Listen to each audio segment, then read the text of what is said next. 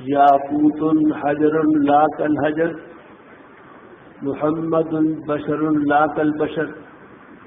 جیسے یاقوت جو ہے یہ پتھر ہے لیکن ان پتھروں جیسا نہیں ہے سڑکوں پر ڈالے ہوتے ہیں. اس طرح محمد صلی اللہ علیہ وسلم بشر ہیں، ان بشروں جیسے نہیں ہے. بالکل ہمارے علماء دیوبند کے یہی عقیدہ ہے. ہماری بشریت نے ہمیں گڑر میں پھینکا ہوا ہے، ان کی بشریت ان کو آسمان اور عرش کے اوپر لے گئی ہے. ایک جیسے کیسے ہو سکتے ہیں؟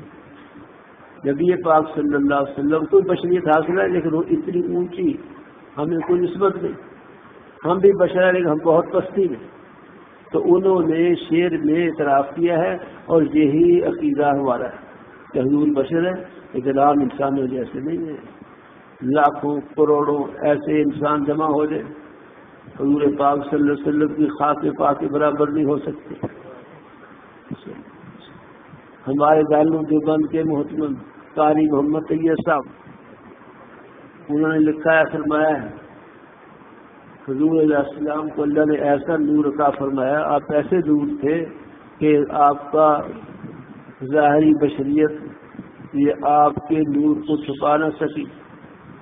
لکھتے ہیں کہ صحابہ فرماتے ہیں کہ حضور علیہ السلام جب گفتگو کرتے تھے آپ کی دانتوں سے نور نکلتا ہوا ہم خود دیکھتے تھے.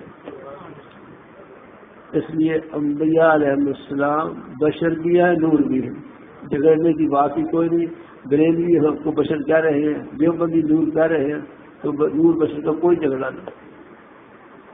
ایک اور مثال دوں،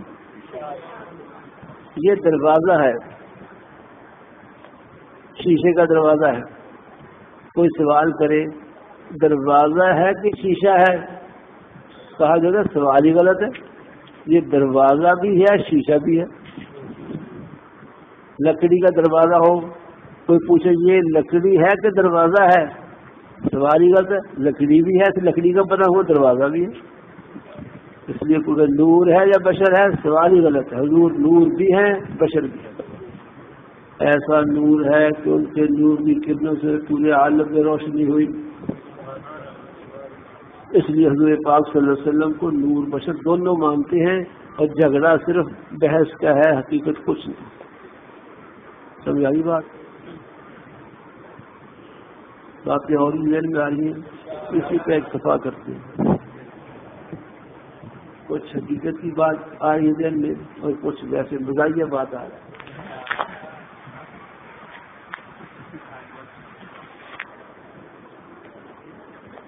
اللہ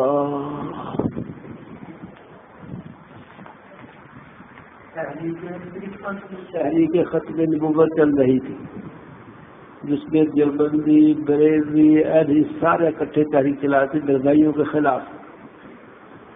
ایک بہت بڑا اجتماعی جلسہ تھا جس میں بریلوی علماء بیٹھے تھے، دیوبندی بھی علیہ اس کی عوام بھی اس طرح ملے جلے. شاہ صاحب کا بیان ہو رہا تھا، مولانا تعالی شاہ بخاری رحمۃ اللہ علیہ. کسی نے سوال کر دیا شاہ صاحب سے کہ حضور کا علم کلی تھا کہ جزئی تھا.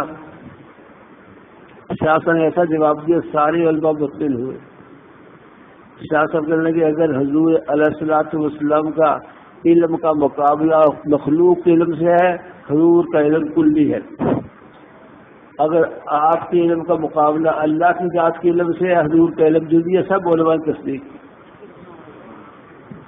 ایسے ایک موقع پر ہوئی جنہوں جلسے میں سوال کیا مردے سنتے کہ نہیں سنتے، مردے سنتے ہیں یا نہیں سنتے. اب یہ کہتے سنتے ہیں تو اہلی بھی ناراض ہوتے ہیں، نہیں سنتے ہیں بریلوی ناراض ہوتے ہیں. شاہ صاحب نے بڑا عجیب جواب، سب لوگ اشش کر اٹھے.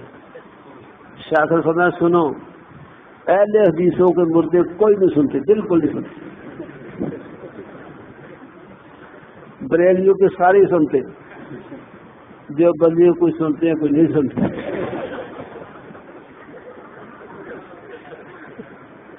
اس لیے دیوبندی بریلیوں میں اختلاف کم ہے، بنایا زیادہ گیا.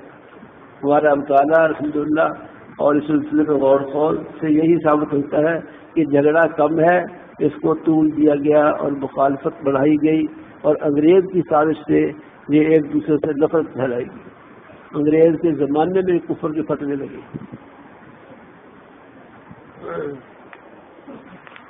جھگڑوں میں نہیں پڑھنا چاہیے۔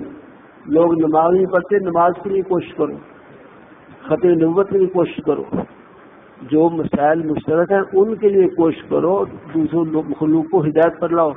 آپس میں لڑ کے جھگڑ کر کے کوئی فائدہ نہیں، اس لیے ان اختلافات کو نہیں ابھارنا چاہیے، مشترکہ چیزوں کو ساتھ لے کر ان کے دین کو زندہ کرنے کے لیے مشترکہ اجتماعی کوشش کرنی چاہیے۔